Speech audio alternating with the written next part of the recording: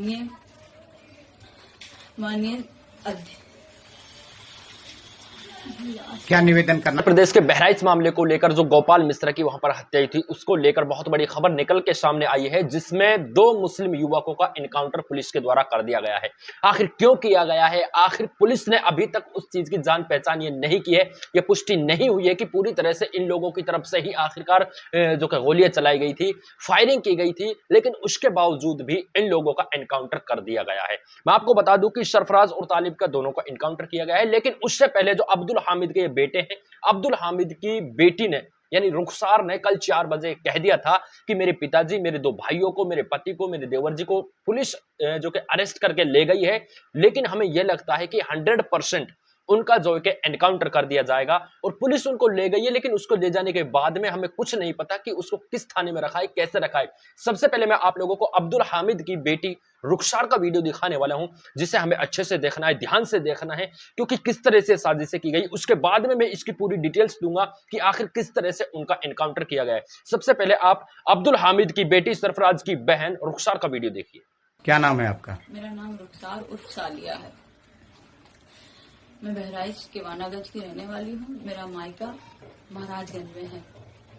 रविवार को जो वहाँ दंगा हुआ है, उसमें जिस आदमी की मृत्यु हुई है, उसका इल्जाम मेरे पिता और मेरे भाइयों पे आया है। मेरे पिता का नाम अब्दुल हमीद और मेरे भाई का नाम सरफराज अहमद और मोहम्मद फहीम है। उस दंगे के बाद 14 तारीख को एसटीएफ की टीम मेरे घर पहुंची और वहाँ केवानागंज पहुंची, मेरे ससुराल, और वहाँ मेरे घर की तलाशी ली। जब वहाँ कोई नहीं मिला तो वो लोग मेरे पति ओसामा और मेरे देवर शाहिद को लेके चले गए। उसके बाद से उन लोगों का कोई अता पता नहीं चल रहा है। कल 16 तारीख को जो है मुझे गांव से कुछ पता चला कि जो है कल 16 तारीख को गांव से मुझे खबर मिली कि धर्म कांटे के पास से मेरे पापा और मेरे भाइयों को अरेस्ट कर लिया गया है। उनके साथ 1 लोग और हैं। 4 लोगों को अरेस्ट किया गया है, लेकिन उनका भी कुछ पता नहीं है। न उनका कहीं कुछ दिखाया जा रहा है, किसी थाने में भी वो नहीं है, न कोई कप्तान कुछ बता रहे हैं, न मीडिया में कुछ पता चल रहा है।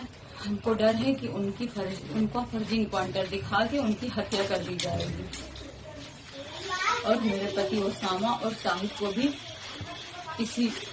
मेरे पति ओसामा और शाहिद की भी हत्या कर दी जाएगी। माननीय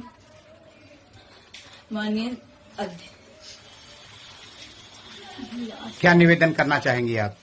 हम माननीय अध्यक्ष से निवेदन करना चाह रहे हैं, प्रधानमंत्री जी से, मुख्यमंत्री जी से निवेदन करना चाह रहे हैं कि हमको डर है कि उनकी हत्या कर दी जाएगी। इस वजह से उनकी सुरक्षा की अपील कर रहे हैं।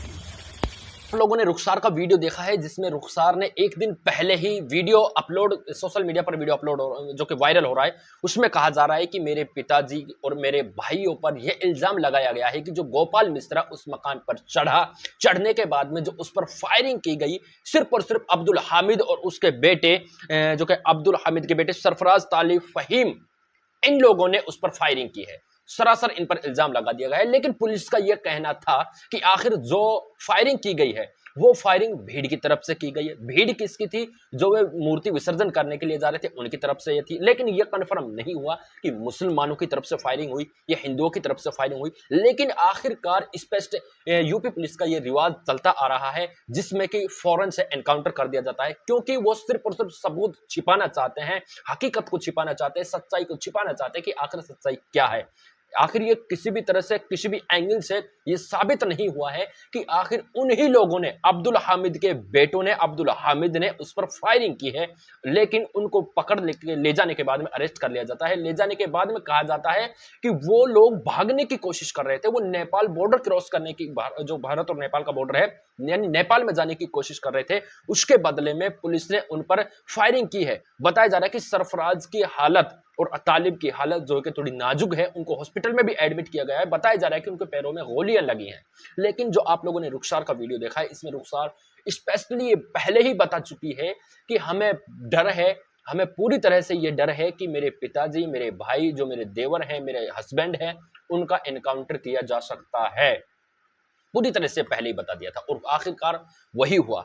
ये पुलिस को किसने इजाजत दी है कि भाई हर तरफ से, आपको पता होगा कि अतीक अहमद का बेटा था, उसका भी इसी तरह से इनकाउंटर किया था, कहा था कि वो डंडे को कूद कर परली तरफ जा रहा था, लेकिन वहां पर जो जांच हुई उसके बाद में पूरी तरह से पता चला कि आखिर वो डंडा तो 10 काफी दूर था वहां से जहां पर इनकाउंटर हुआ, और उस डंडे के पार कोई जा भी नहीं सकता, वहां पर ऐसी जगह है।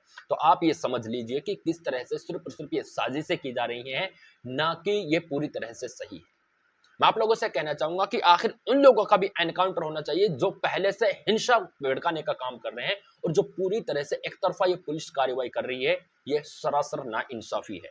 जिस तरह से आखिर उनको कोई न्याय मिलेगा जहां पर मुसलमानों के तकरीबन बहुत सारे घरों को आगजनी से जो कि आग के हवाले कर दिया गया है, उनके सब कुछ को आग के हवाले कर दिया गया, उनका मकान, गाड़ी, कपड़े वगैरह जो कुछ भी थे सबको आग के हवाले कर दिया गया है।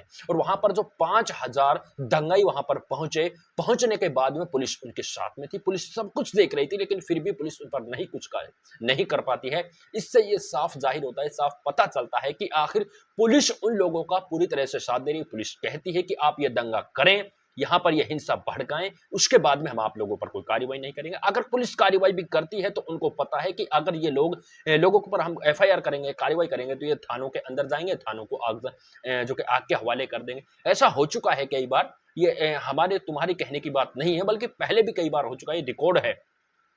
हालांकि आप लोगों को पता होगा कि जिस तरह से 5000 लोग वहां पर बहराइच के अंदर पहुंचे, मुसलमानों के घरों को आग के हवाले किया, उसके बाद में मुसलमानों ने क्या किसी को कुछ गलत कहा, कि मुसलमान किसी के हिंदू घरों पर जाकर जो कि हमला किया, कोई पत्थरबाजी की, ऐसा कुछ भी नहीं किया गया। सिर्फ और सिर्फ ये लोग वे हैं जो दो गुटों को फंसाने का काम कर रहे हैं। आखिर इसमें भी ये यूपी पुलिस का ये पूरी तरह से खुलासा, पर्दाफाश ये हो चुका है कि पूरी यूपी पुलिस है जो एक तरफा कार्रवाई कर रही है। जिस तरह से सरफराज और तालिब का एनकाउंटर हुआ है, उनके साथ कई लोगों को भी गिरफ्तार किया है, लेकिन इन दोनों का एनकाउंटर किया है, इनको मुख्य आरोपी गोपाल मिश्रा कांड में बताया जा रहा है। दोस्तों देखते हैं कि आखिर आगे कोई खबर आएगी तो हम आपको बताने की कोशिश करेंगे। आप इस एंगल को किस तरह से देखते हैं, कमेंट सेक्शन में जरूर बताएं। चैनल पर पहली बार आए तो चैनल को सब्सक्राइब करके बेल आइकन को प्रेस कर सकते हैं।